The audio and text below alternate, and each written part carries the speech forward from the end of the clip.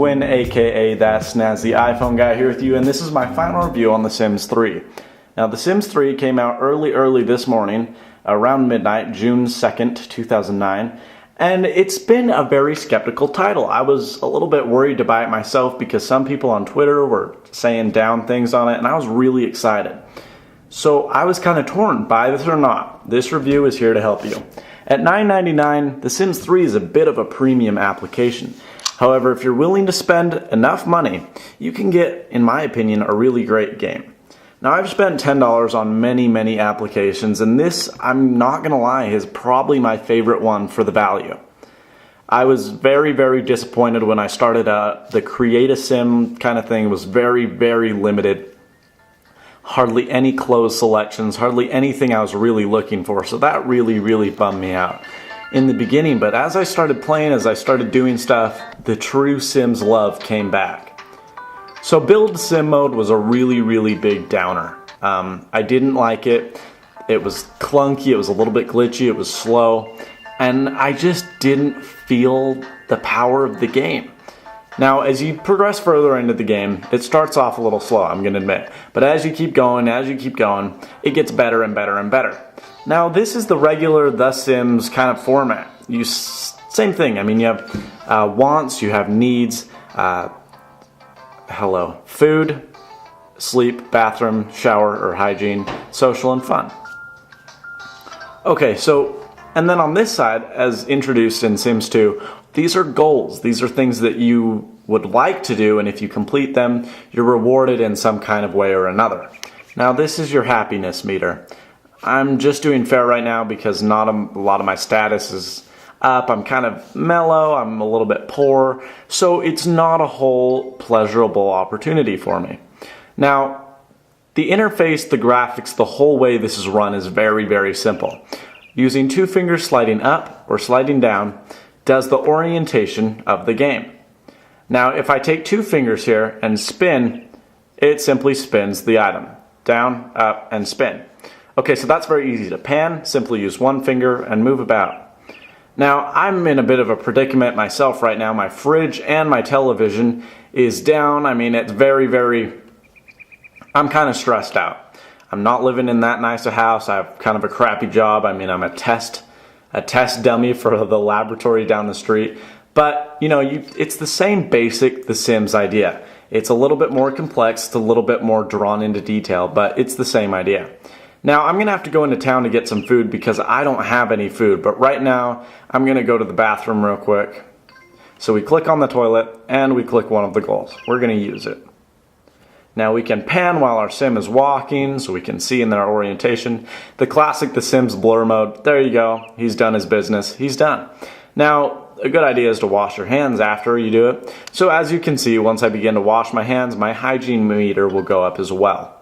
I'm pretty well off on it right now, though. So it's very simple. You click on objects to interact with them. You can sleep, have a nap, relax, sit down on your couch. You can watch TV, except for mine's broken, so I can repair or fix it. And that's pretty much the basic idea. It's the same kind of thing that you do all the time in The Sims, and it's continued out through the game. Now, one thing I do like is once you get far away from your sim and you can't find it, you simply click the top and it drags you back to your sim. That was a nice little feature I'm glad EA added because in these larger levels, in these larger areas, you do lose your sim pretty well with this smaller screen. So we're going to go into down. We simply walk over to it as we would, as a regular sim, and we continue throughout your day. Now, the colors on this camera, I apologize, are not very good. Keep in mind it is the night, but it's a little bit monotone. So this is very green. It's a very vibrantly colored game. So one thing I am impressed by is the whole map, the whole logistics of the game is very large. There's several houses, I'd say 8 or more. And so I'm very impressed for a Sims game, There's some very nice houses, some very low houses, and you live your life. You progress into larger houses as you continue to get better jobs, as you become more successful, get a better education, and whatnot. So let's say I want to go to the hobby shop because I need something to buy. Very simple, you just walk from your house. It's just an interaction, and this isn't as complex. You don't enter the shop by it yourself. You can't walk around in it, but it's a very good idea. So we're going to go to the Quick Mart. No, actually, we're gonna go to the restaurant down the street. I'm kind of hungry, and my fridge is broken, so we are going to, nope, not get a job. That was a bad idea. I don't want a job. Darn it. Well, too late now. I was a test tab lummy. And that's one thing that's bad is you say get a job and it just aborts your other job, even if you're 9 ways into your career. Oh, there you go. So we're going to say, no, I already have a job. I already like it. No thanks. But I would like to eat in and buy a meal. So it deducts that from my simoleon count right here. Obviously, the more you work, holy crap, that was an expensive dinner for one person. The more you eat, the more you do. And now my meter is not that full. I'm kind of disappointed. You can make your own dinner, steak and veggies. You have to buy the ingredients or grow them in your garden.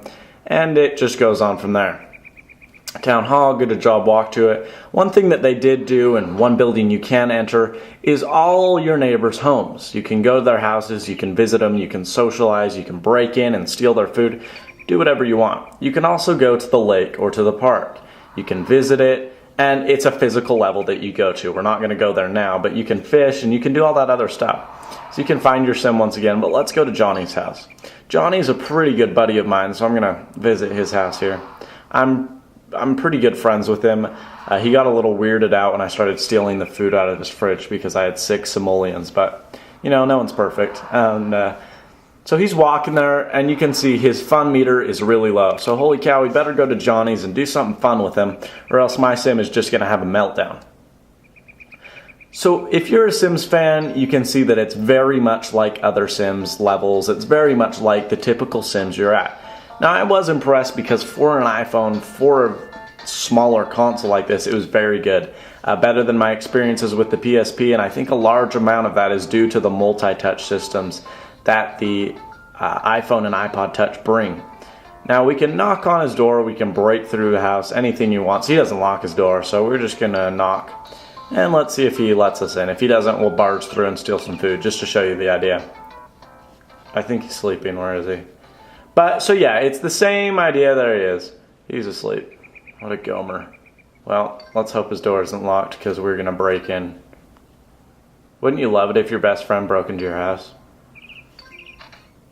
So you get the idea. This is the whole kind of idea of how everything works. Now he's up. Now he's going to come and yell at me. But, so you get different goals. Like I have to, one of my goals is grow a garden. I can't get a garden until I upgrade my house. But you see the basic idea. I'm saying hello. He's a little weirded out, but apparently it didn't faze him too badly. And you have all your different interactions here. You can go through all of them and you can simply select. You can click one of the items that you're supposed to do right here to stop your Sim's actions. This is a pull-out menu. It just says, oh, one of my temporary goals is to be squeaky clean. It fulfills that. Very simple. One thing that I do like is saving is extremely fast. You do have to save your progress in the 2 or 3 times where it's force quitted on me. It's really, really bothered me how it just totally erased my game from a while back. But for $9.99 for The Sims, if you're a Sims fan, it's an absolute must-buy. It's the best I've ever seen it on a mobile console, better than on the DS, better on the PSP. It's just the best one on a console. Now, granted, you're not going to beat the computer, you're not going to beat your Xbox. For a handheld console, this comes out on top. Although there are some downsides, although the build a sim mode is lame, although it force quits a little bit, although it takes every single ounce of RAM you have inside your device, it's a very, very solid game. It's well laid out, it's easy to navigate, it's not too glitchy, the frame rate slows down a little on the iPhone, but other than that, it's a very, very good little application. Check it out, it's $9.99 in the App Store, The Sims 3 for iPhone and iPod Touch. Final Thesis for me has got to be a 4 out of 5 because it is missing some things that I want, but maybe in 3.0, maybe in a future update, they can bring what I've been expecting. Good job, EA, and $9.99. Good job, EA, and $9.99 in the App Store. Thank you guys for watching. Please rate, comment, and subscribe, and as always, stay snazzy.